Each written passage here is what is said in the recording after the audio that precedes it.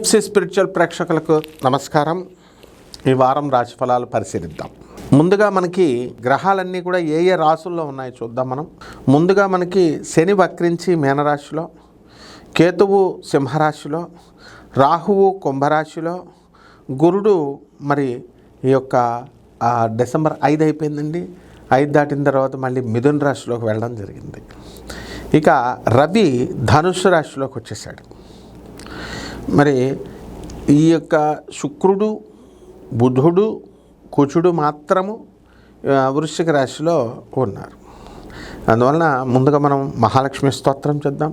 లక్ష్మీం క్షీరసముద్రరాజతనయాం శ్రీరంగధామేశ్వరీం దాసీభూత సమస్త దేవవనితాం లోకైకదీపాంకురాం శ్రీమన్మందకటాక్షలబ్ధ వివద్ బ్రహ్మేంద్ర గంగాధరాం త్వాం త్రైలోక్యకుటుంబినీం సరసిజాం వందే ముకుంద ప్రియాం శుద్ధలక్ష్మీర్మోక్షలక్ష్మీర్జయలక్ష్మీ సరస్వతి శ్రీర్లక్ష్మీ వరలక్ష్మీశ్చ ప్రసన్నా మమ సర్వదా.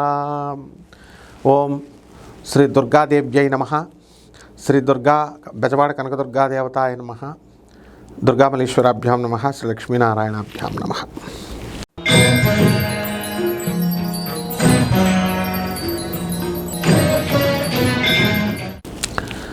మేషరాశి. ఈ మేషరాశి వారికి అందరికీ కూడా ఏలినాటి శని జరుగుతుందని మీ అందరికీ తెలుసు.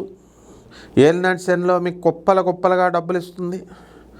అలాగే ఈ వారంలో మీకు రావాల్సినటువంటి బకాయిలు ఏవైతే ఉన్నాయో అవన్నీ కూడా తిరిగి వచ్చేస్తాయి. మీరు కొత్తగా అప్పులు చేయాల్సినటువంటి పరిస్థితి లేకుండా మీరు కష్టపడతారు. ఫ్రీలాన్స్ పనులు చేస్తారు. నెల డబ్బులు రాకపోతే ఏం పర్వాలేదు, డైలీ కూలీ పని అయినా సరే డోంట్ వరీ. చిన్న చితగా ఉద్యోగాలు చేసేటటువంటి వాళ్ళందరికీ కూడా బ్రహ్మాండంగా ఉంటుంది. విదేశాలకు వెళ్ళేటటువంటి అవకాశాలు అందరికీ వస్తాయి. చిన్న ఉద్యోగస్తులకి, పెద్ద ఉద్యోగస్తులకి, విద్యార్థులకి అందరికీ కూడా. అలాగే ఈ యొక్క రాశివారు అందరూ కూడా అమెరికాలో వెళ్తారు.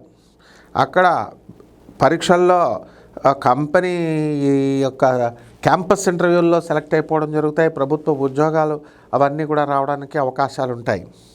సినిమాలు హిట్లు అయిపోతాయి మీకు. ఆ తర్వాత ఈ యొక్క సినిమా ప్రొడక్షన్ వింగ్కి టెక్నీషియన్స్, అలాగే మీడియా రంగంలో ఉన్నటువంటి వాళ్ళు అందరూ కూడా డెవలప్ అవ్వడానికి అవకాశాలు ఉంటాయి.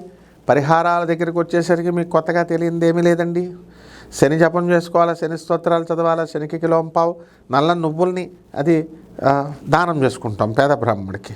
రావి చెట్టు చుట్టూ ప్రదక్షిణ చేస్తాం. ఓం హం హనుమతే నమః అంటూ ఆంజనేయ స్వామి వారికి చేయాలి. శ్రీనివాసుడికి ఓం శ్రీనివాసాయ నమః అంటూ మనము శనివారం నాడు 7 శనివారాలు వ్రత కథలు చెప్పించుకోవాలా. లేదా 7 శనివారాలు మీరు శ్రీనివాస నామ జపం చేసుకోండి. బ్రహ్మాండంగా ఉంటుంది. శుభమస్తు.